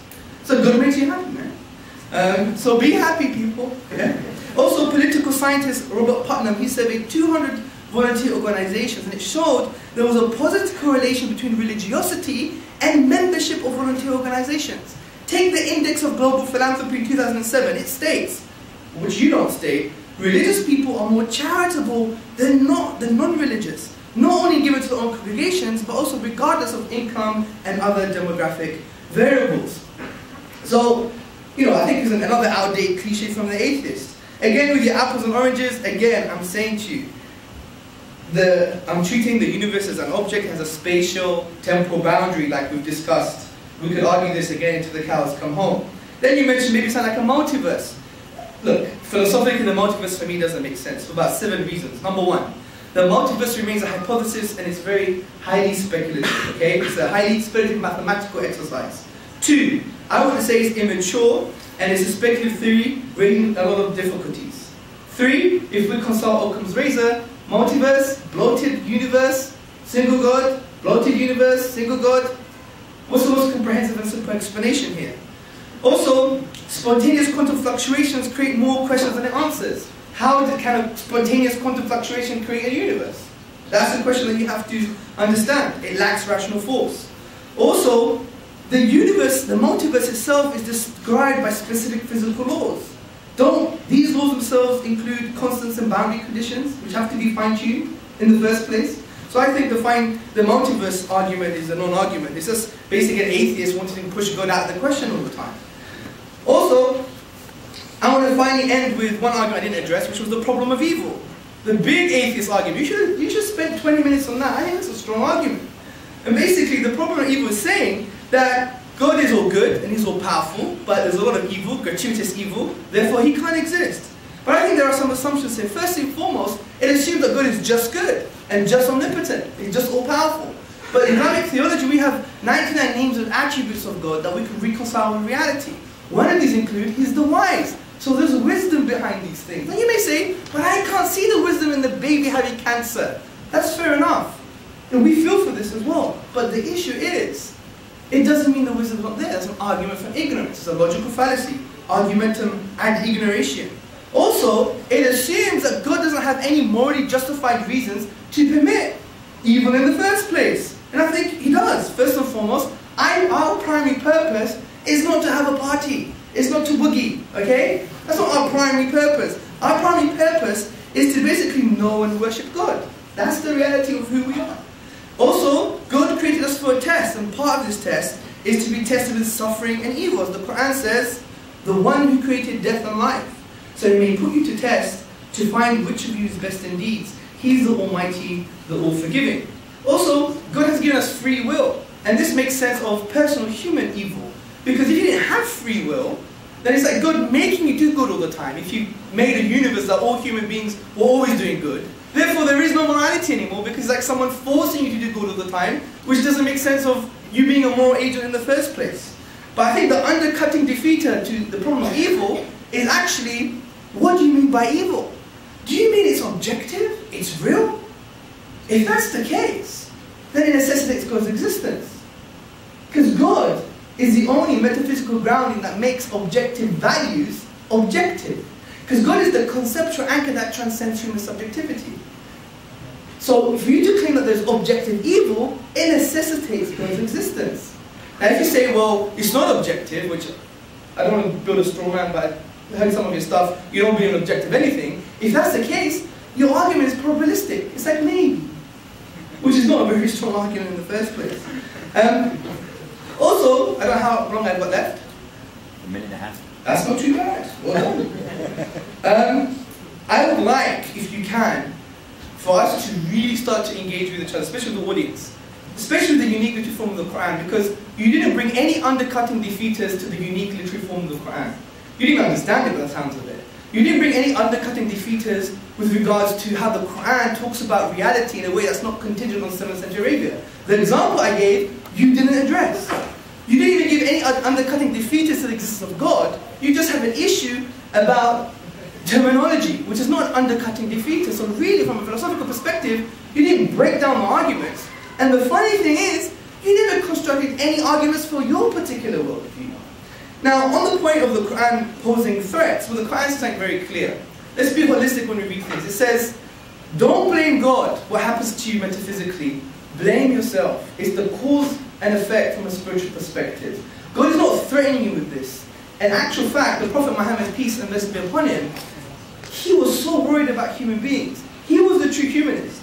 Because he didn't want people to suffer in this life or the hereafter. He didn't want people to go to hell. This is why he wanted to spread Islam as much as possible, to engage with human beings and just give them simply the message. And you have to realize that the Quran is an intellectual and emotional text that intrudes in the inner dimensions of man. And the way it does that is by asking questions. As I said before, وَكَذَلِكَ نُفَصِّلُ الْآيَاتِ لِقَوْمٍ يَتَفَكَّرُونَ. And thus we explain our signs in detail for those who reflect. Thank you.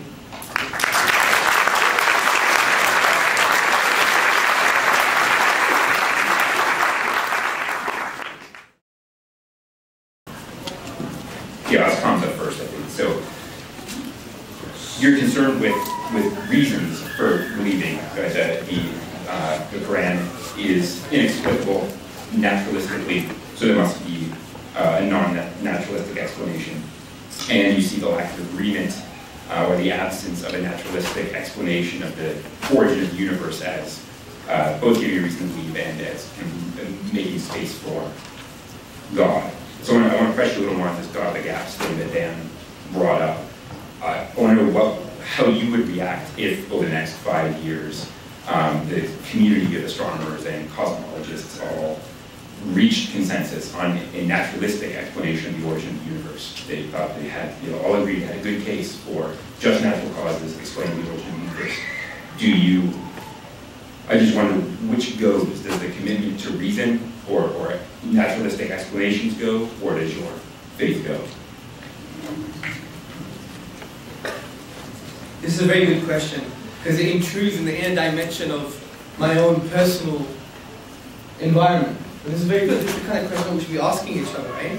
See, I think in Islamic theology there's no differentiation between faith and reason. The word iman, which means faith, actually comes from the word to feel secure. And to feel secure with belief, to have a yaqeen, a certainty of something. So, in our belief, we believe our belief must be based on a form of certainty. Now, that doesn't mean now you define rationalism as scientism. There's a difference here. You don't believe in a very kind of logical, positivist, 1960s outdated view on everything must be verified. We don't have that view.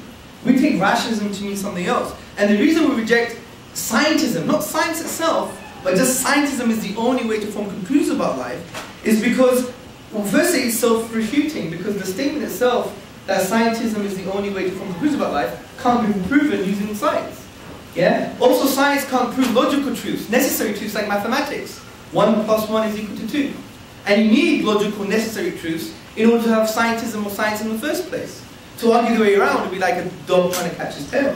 So we say yes, it's useful, and it's necessary, and it's reality, but we have other aspects of methodology we use to form conclusions about life. Now, coming to your main question, there's no differentiation between what we say, the aql and the naql, which basically means the intellect and the text itself. Like Ibn Taymiyyah, one of the famous classical scholars, actually elaborated on this, that if you do think carefully and you look at reality, there's always a correspondence to the text anyway. That's our premise, that's our axiom. Just like science, the axiom is the external world exists.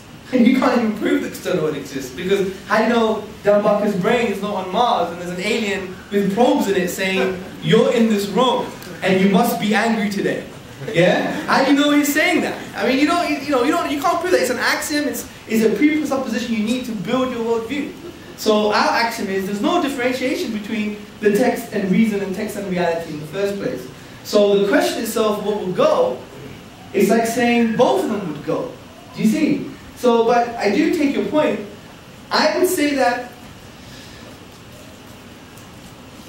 have to cross the bridge when we get there, because of my axiom, because there is no differentiation between sound reason and the text itself.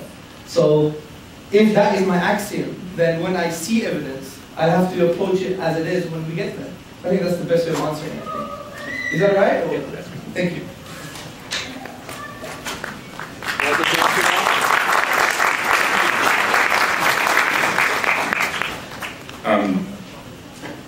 I want to ask a similarly spirited question of Dan. So you also are concerned with being responsive to natural evidence, and the total absence of natural evidence is your main reason for for saying rejecting belief in God is rational. But beyond that, you said that if you came face to face with God, you would reject him on the grounds of the existence of hell and the evil of the universe, right? He did a bad thing, and so you would reject submission to God. This is a different understanding of rational, right? That evidence responsiveness is it's for moral reasons that you would reject submission to God. And so I guess I wonder why you don't worry that that the revulsion you feel at hell, if it exists, why you don't worry that that makes you insensitive to the sorts of naturalistic explanations that Hamza wants to offer as evidence for God.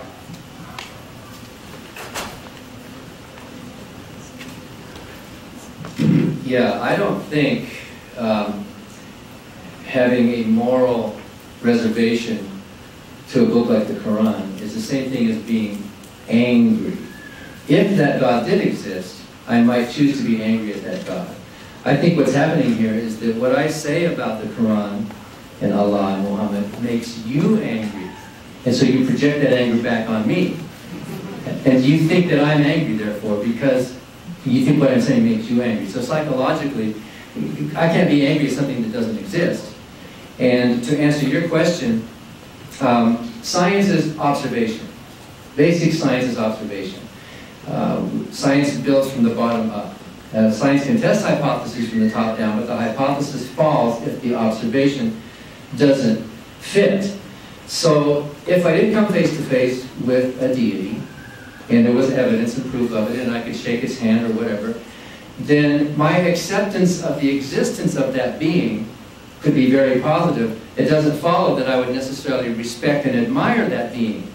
I might say, okay, Allah exists, but he's beneath my dignity of worship. I would never bow down. I would never submit to them. I would rather spend an eternity in hell with the skin being burned off my arms and being regrown than pretend to worship such a monster that would create a thing like hell. Now when I say something like that, a lot of you get angry and you think, oh, Dan's angry, right?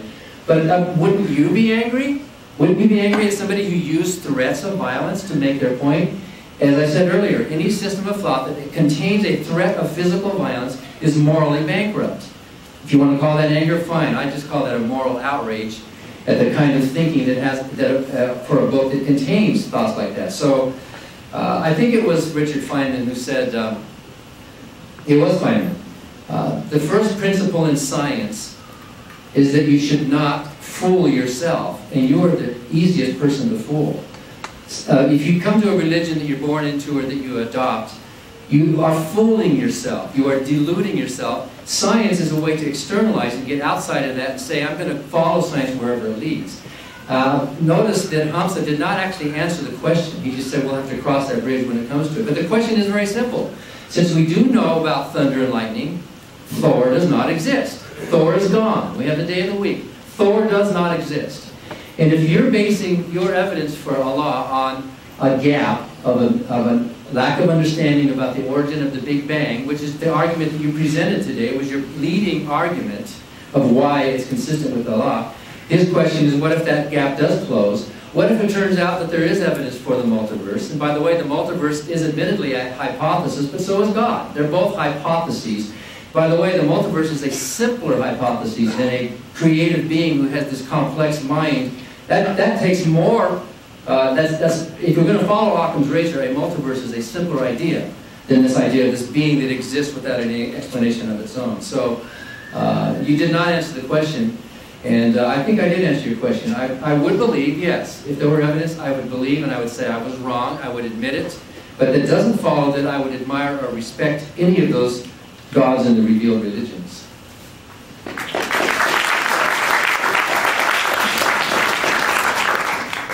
There's a question for Hamza. Why would Allah depend on humans to spread his message?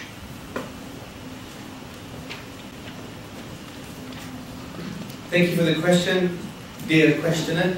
Why would Allah depend on humans to spread his message? Well, there are two things here, first and foremost. We believe that is we don't guide people, we don't bring people to the truth. I mean, we believe that, you know, between the fingers of Allah is the hearts of man. And the word qalb, which is heart, means something that wavers. And you know, our hearts always waver, don't they? And we believe that's in the control of God. So what we're saying is we don't really guide anyone. Human beings, what we do, as Muslims, we believe it's a duty and obligation of human beings to present the truth. I mean, it's a natural thing that people do. If you really like your soccer team, you're going to say to everybody, you must support the soccer team. David Beckham is such a good guy. He's handsome, he's got a British accent. Okay, he sounds sometimes like a woman, but that's a different story, yeah? But the point is, he used to play for Manchester United, you know? So you got to support that team. You know, the truth of that team. Similarly with people's worldviews, and this is like something more important because you purpose and meaning in life, so you're going to promote it. Just like, this is why we have groups like CASH. I mean, why are they there? To come together, start discussing different ideas, and maybe learn particular worldview. So it's a natural thing. So God is telling us, you will be rewarded spiritually as a result of calling people to this beautiful religion. And we believe, if you call people to the values of Islam, you will solve things like poverty. Like the #1 economic problem in this planet is the problem of distribution of wealth. Capitalism is a sick disease that, in my humble opinion, must be eradicated, intellectually of course, as best as possible, because according to UNDP report, for example, there are 250 people who own more wealth than 2 billion people on this planet. But we have enough resources. It's an outdated geopolitical myth that there's not enough resources. According to the Food Agriculture Organization, there's enough calories on this planet to feed about 3 planets. We're greedy. That's what capitalism has done for us. You know, the professor from Maryland University, Professor Koran, actually says that the aspect of greed supports the capitalist model. Growth, growth, growth. So the point is, when we call people to this beautiful religion, not only is it saving you from this damnation, but also it's actually solving human problems, like poverty. This is why the Jews, when Islamic values like economics was implemented in history, the Jews came to our lands. For example, a rabbi, and you can find this letter in the book called Constantinople by Philip Mansell. And a rabbi writes from 1453, and he says, "O my brethren, O my Jewish brothers, come to the land of the Turks, the land of the Muslims. Rich are the fruits of the earth. We're not oppressed with heavy taxes. We have freedom, and we live in peace." That's because some of the values of Islam, like economic justice, the distribution of wealth, was apparent. This is what we want for people as well. It's not just about this kind of metaphysical thing, we're going to save you from hellfire, you're going to feel closer to God, you're fulfilling your own purpose, which is all very important, but it's also about dealing with human problems. And we believe we should be having discussions, what does Islam have to say about economics? You know, these kind of amazing things, and we believe that we have the solution, which is solving the issue of distribution of wealth. If you look into the zakat system, the alms giving and the supererogatory giving of charity, and the aspect of removing interest, and the resources of a particular land belongs to the people, not just to the elite. When you see this principle, you see an amazing economic model. So we want to call people to these values too. So to answer the question, which maybe you think I'm answering the question, is that God is asking us to call people to peace, and that's the reality. Peace in this life, and peace in the hereafter. And this is why God uses human agents to do that. And that's the sunnah, which means the way, the method of God. He always sent messengers to communicate. And what better thing to sit down with another human being and just to communicate with each other. Imagine you said an angel or something. You can't relate to an angel. We're not angels, surely. Yeah? We relate to human beings. That's probably the most rational, logical thing to do. But I hope that answers the question. Thank you.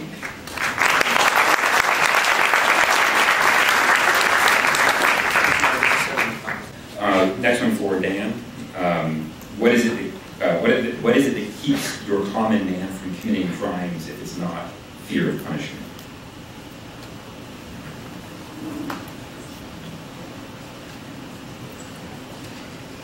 There are some people that do need the fear of punishment. On the bell curve of human characteristics, there are some people over here on the tail end, the sociopaths, the psychopaths, who are not mentally healthy for either genetic or environmental reasons. We don't understand why. In fact, 4% of our species are sociopathic. We do need to build jails and have systems of justice for those people. But the general body, most of you in this room, I think, it's not the fear of punishment that's making you be good. Are you trying to tell me that if it weren't for God or for the law, you're going to go out and start raping and killing? Is that what you naturally are as a human being? We come prepackaged with instincts that are positive and negative from our ancestors. We come prepackaged with instincts toward altruism, toward empathy. We share that with other primates and other animals who also cooperate and share because it's good for the species. We're a social species. We evolved from ancestors who found it beneficial to cooperate and share and have these altruistic, empathetic impulses. Why do you hold the door open for the person next to you? Why do you, without thinking, reach to grab a baby that's falling? That happened to me once. These are natural instincts. We're naturally good people on balance. It depends where you fall in that bell curve. So we don't need laws for that. We only need laws for the extremes. If you read the headlines, it makes it look like, whoa, the human race is really violent. But actually, Steven Pinker's new book, The Better Angels of Our Nature, shows we are actually less violent now than ever. Leave human beings alone. We are a peaceful, loving, caring, sharing bunch of people. Those are headlines because they're headlines. When you see a horrible headline of some horrible thing that somebody did, a Christian or a Muslim fundamentalist or an Orthodox Jew or whoever, or an atheistic Stalin, you see them doing some horrible things, you think, what's the first thing you say? What an inhuman thing to do. We assume that the human thing to do is good, kind, sharing, compassionate, altruistic, which comes with us through our evolutionary heritage. So, I can tell you right now, I'm not holding the door open for the person behind me because I'm afraid I'm going to be punished if I don't, or because I want reciprocal altruism from that person if I don't do that. By the way, there are other studies that contradict the studies you show about charity and the religious. George Barna, for example, he's a born-again Christian, has studied born-again Christians, and he says there's no difference. In fact, atheists and agnostics are underrepresented in prisons. And besides, it's irrelevant. If some people do need religion to be good, to be charitable, that kind of diminishes their moral impulse for being good because they're afraid of going to hell or because they want to get rewarded in a heaven forever. But the average believer, it's kind of like saying, oh, look at how the behavior of children improves dramatically during the middle weeks of the month of December.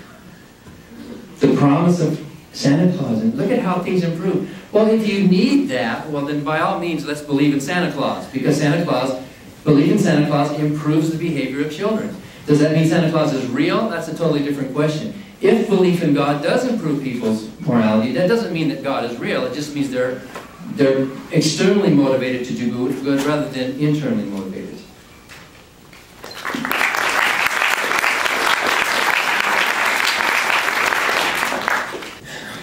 Is another for Hamza, more on the natural explanation stuff. The question is, does God influence people's lives in some kind of empirically measurable way? I know you cited the well-being research that shows that people who participate in religious institutions are frequently happier. I think the question is there, well, that's any religious participation, right? Is there some reason to think that Allah,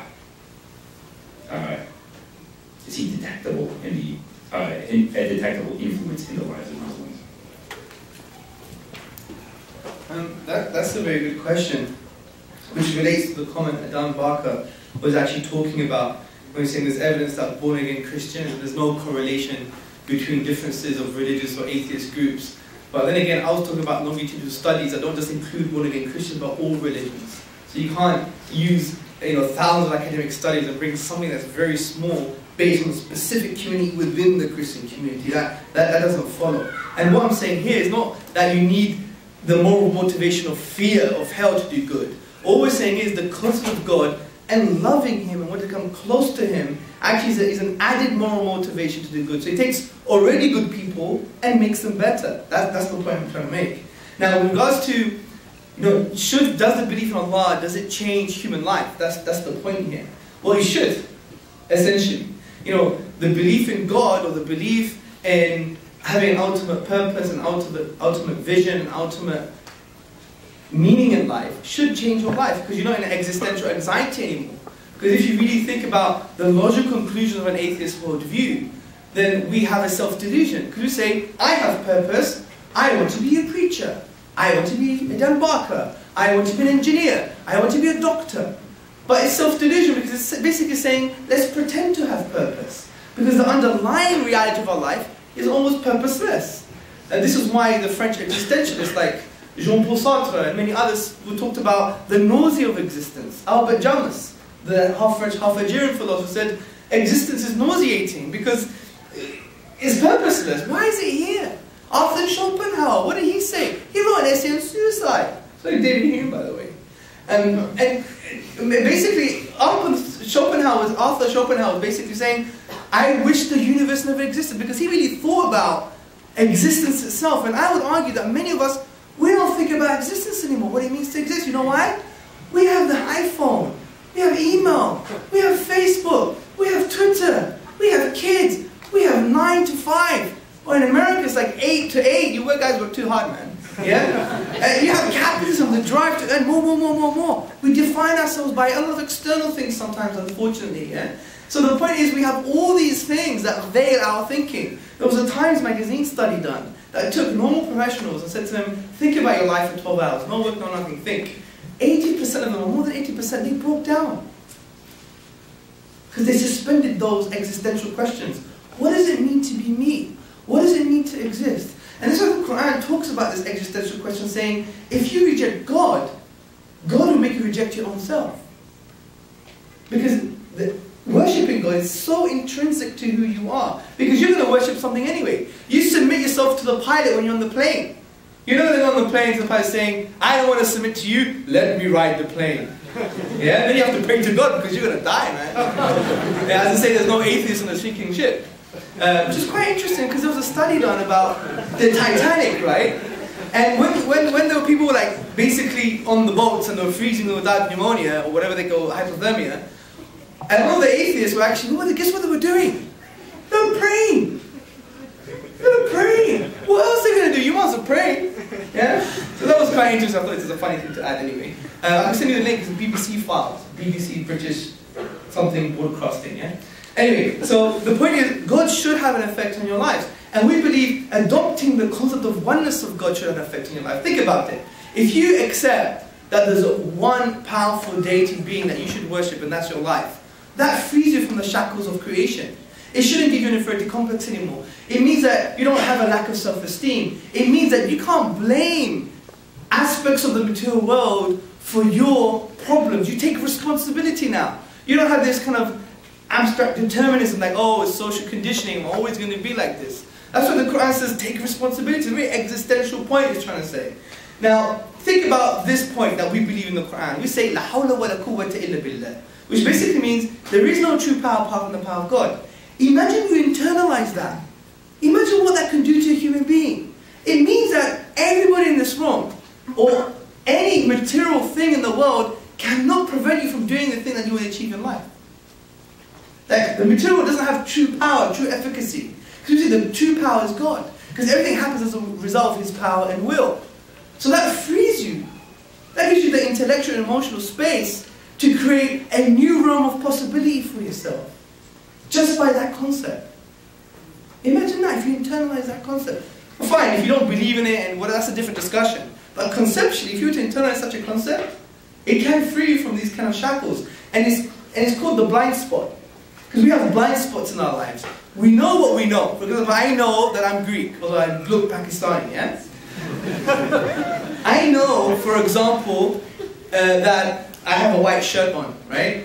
I know I've gained weight recently, yeah? You see your pancakes, beautiful, American diners are the best, man. Wake up in the morning, have your cakes, overeat, eggs over easy, beautiful. It's capitalism.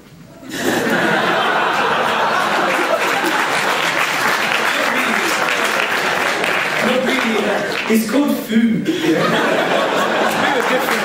I mean, communists don't eat, socialists don't eat. You know what? The only people that eat are capitalists. Yeah? Anyway, so the point I'm trying to say is, I know that I know certain things, but I also know that I don't know certain things. For example, I don't know anything about rocket science, so I know that I don't know about rocket science. But there's an aspect of our life that we don't know, that we don't know, that we don't know.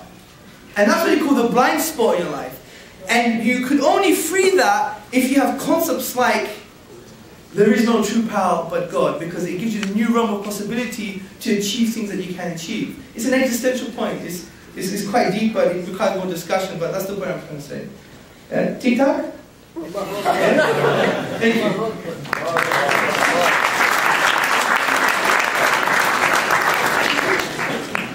I've selected a couple that are more on point. These should be short, concise answers. So this is for Dan. The question is, so you said that if something doesn't take up space, it doesn't exist. Do the following things exist? Time, human will, numbers, gravity. If so, how much space do they take up?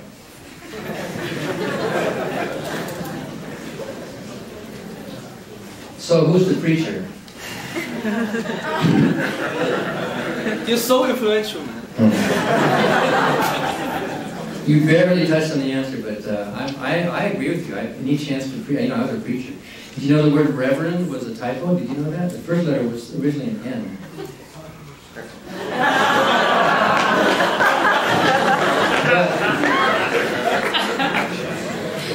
Time is not a thing. Time is not a thing. Time is a concept. It's a dimension. It's like, how tall is this podium? Well, we measure it. We assign a 0 point to this podium, and then we measure so many centimeters up to here. But how long is the dimension? It's meaningless to talk about how long is the dimension. There is no such thing as a dimension. It's a concept in our brains by which we make measurements. So time and space, and those things are dimensions. The other concepts that we talk about, yes, there are many concepts that exist, but a concept exists only within a brain. Just because I have a concept of something doesn't mean that it exists out there. That's called reification. When a brain is functioning and it's making labels to refer to objects or other functionings of the brain, even the word mind is just a description of a function. There's no such thing as a mind. The only thing is the brain. Then these things can be measured. You can look at mental activity, you can look at neurons firing, and you can say, oh yes, that person is having a concept within their brain. But things like you know, love and justice and free will, those are labels for concepts that define actions. They're not actually, you can't go out and buy love at a store. You can't go out and measure justice. You can't, you can use, physically. If a God exists, a God is a being with a functioning mind of some sort. Somehow this mind is functioning, and is functioning in a complex way. This mind is functioning in a way that you would say, well, if you found a watch on the ground and it was functioning, you would have to say, wow, how can that just be functioning without a designer? Well, isn't the mind of the designer even more functional and more complex than the thing that it designed? If there is this all-powerful Allah, its functioning brain has to be some kind of a thing up there, and by the design argument reasoning, that God also has to have a God. Because otherwise you're just explaining one mystery with another mystery. You haven't explained anything. What evolution does is explains complexity not from more complexity, but how complexity arises from simplicity. So I think it's a mistake. Whoever asked the question, there's a tendency to reify a concept to turn it into a thing, and to think that and God is a concept, and in Hamza's mind, that concept becomes a thing. He actually thinks God exists in reality somewhere. He actually thinks that that idea that was in the mind of Muhammad is actually a being that exists somewhere outside of reality. He's reifying or deifying a concept.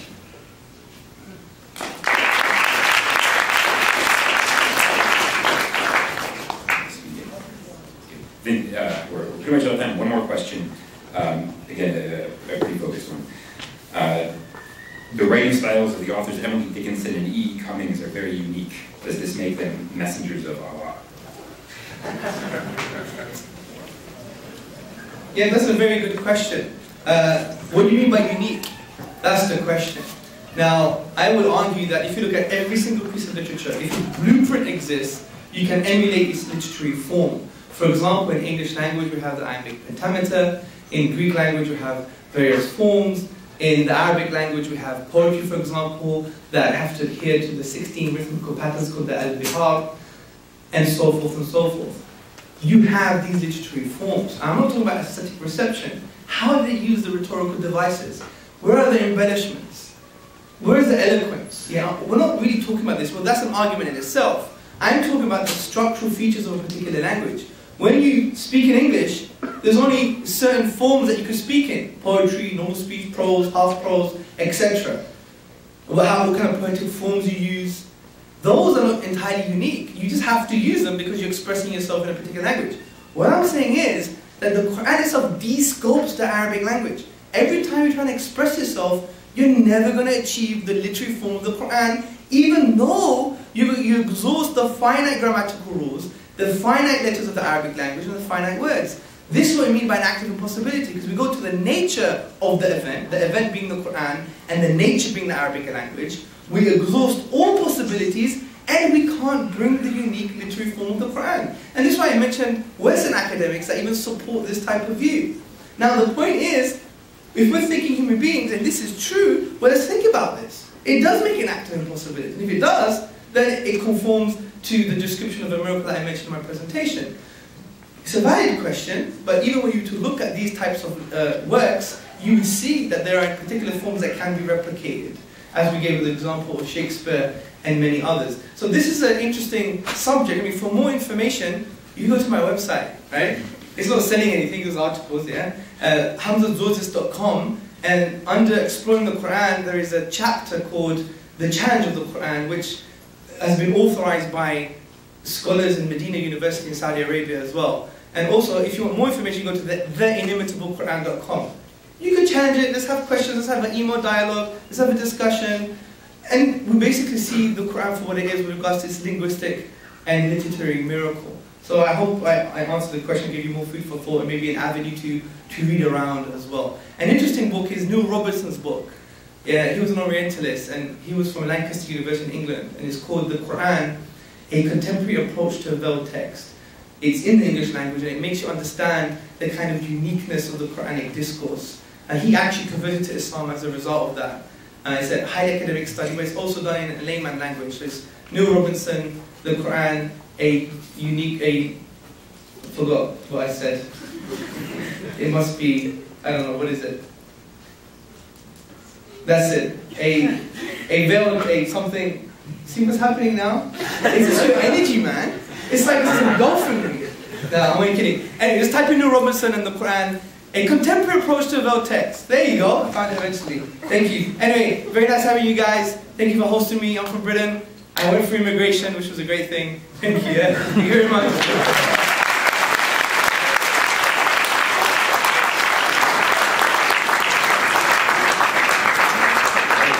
Thank you to Cash and to Building Blocks and to Dan, to Hamza. It was a fun night.